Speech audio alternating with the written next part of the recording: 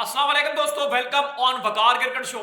बड़े ही crazy lovers हैं Pakistan super league के और उनका जो वेट है वो अब ओवर होता जा रहा है। यानी कि उनका जो इंतजार है वो यानी कि इंतजार, जाहिर सी बात है, जब कोई बड़ी चीज करीब आ रही है तो इंतजार जो है वो भी तेज होता जाता है, वो भी क्विक एंड फास्ट होता जाता है कि भाई ये जो चीज है ना बड़ी जल्दी से हो जाए। अब ड्राफ्ट के ऊपर सबकी नजरें हैं। अब 11 से 13 को जो ड्राफ्ट मतलब उसको शिफ्ट किया गया है गवादर से लाहौर के अंदर, और जो डेट चेंज की गई है तो इसने और ज्यादा इंटरेस्ट जो है वो क्रिएट किया है। तो more big names in PSL, जी हाँ। और अली तरीन जो है मुल्तान सुल्तान के ऑनर भी हैं, उन्होंने एक बड़ी जबरदस्त किस्म की स्टेटमेंट इस दौरान यानी कि रखी है सामने कि भाई जो मुकम्मल प्लान है वो क्या है। तो सबसे जो पहली बात है वो ये है कि बिग नेम्स से मुराद ये है कि प्लाटिनियम की आपके पास 10 पिक्स अवेलेबल हैं।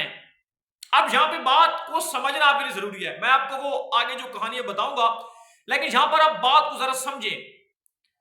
10 बड़े प्लेयर्स, 10 बिग नेम्स प्लाटिनियम के अंदर जो पिक होंगे, जी हां, जो प्लाटिनियम कैटेगरी के अंदर पिक होंगे, ओनली 10 प्लेयर्स हैं।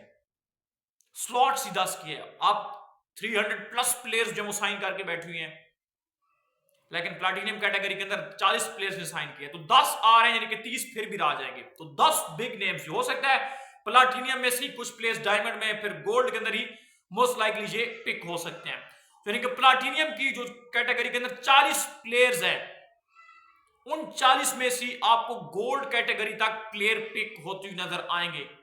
तो ये भी आपके जहन में एक बात होनी चाहिए। नंबर 2, जो आपकी डायमंड की कैटेगरी है, उसके अंदर कहीं 70 प्लस प्लेयर्स साइन करके बैठे हुए हैं, लेकिन वहां पर स्लॉट है 4 से 5 प्लेयर्स की, 5 से 6 प्लेयर्स की। जो गोल्ड की कैटेगरी है वहां पर 9 प्लेयर्स की स्लॉट बाकी है। तो ओवरऑल मैंने एक वीडियो की थी कि 22 प्लेयर्स प्लाटिनियम, डायमंड और गोल्ड, इन तीनों कैटेगरीज के अंदर 22 प्लेयर्स रिक्वायर्ड हैं तमाम 6 फ्रेंचाइजियों को। जी हां, 22 प्लेयर्स रिक्वायर्ड हैं गैर मुल्की इन बड़ी कैटेगरीज के अंदर, प्लाटिनियम, डायमंड और गोल्ड के अंदर। तो यानी कि 22 बड़ी पिक्स आप एक्सपेक्ट करके चल सकते हैं। और ओवरऑल जिस तरह को पता है कि भाई 24 और 26 30 तक आप कह सकते हो सकते कि भाई जो बड़े यानी गैर मुल्की प्लेयर्स ओवरऑल उनकी लिस्ट बन सकती है जो पीएसएल खेलेंगे।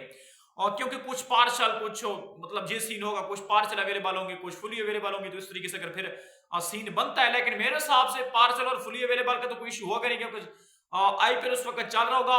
आईपीएल चल रहा होता तो मींस दूसरी कोई फिर सीरीज नहीं हो रही होगी जिस वजह से प्लेयर्स पार्शल जा फुल अवेलेबल का कोई चक्कर बने।